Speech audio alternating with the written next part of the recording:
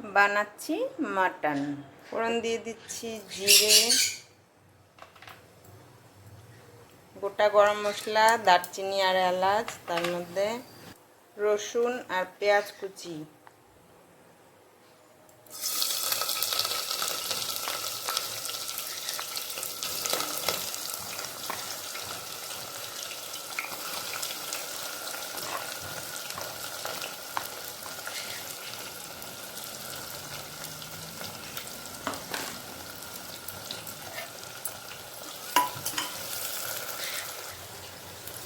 পেঁয়াজটা আর একটু ভাজা হোক লাল লাল করে।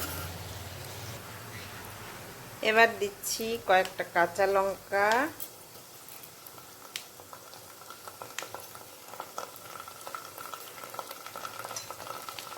জিরে বাটা,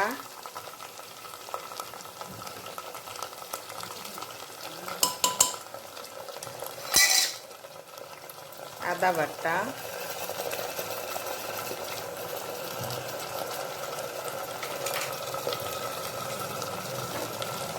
নুন স্বাদ মতো, হলুদ,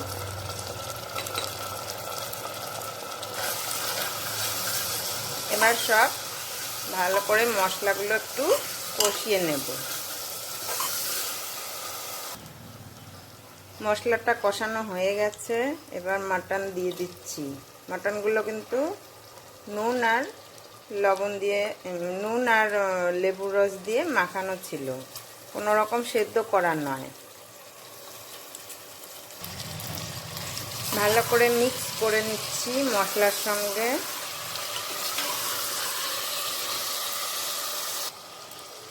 মিক্স করতে করতে মাটন থেকে যখন একটু জল ছেড়ে ছেড়ে আসবে তখন ঢেকে দেব।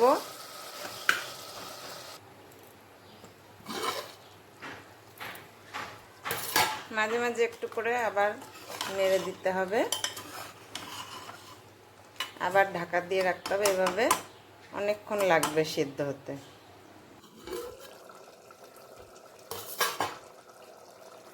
অনেকক্ষণ ধরে কষাতে কষাতে মাংসটা সুন্দরভাবে সেদ্ধ হয়ে গেছে। এর মধ্যে আমি আর কোনো জল অ্যাড করিনি, মাংসের নিজস্ব যে জলটা বেরিয়েছিল সেটা দিয়েই সেদ্ধ হয়ে গেছে। এখন আমি এর মধ্যে দিয়ে দিচ্ছি গরম মশলা বাটা।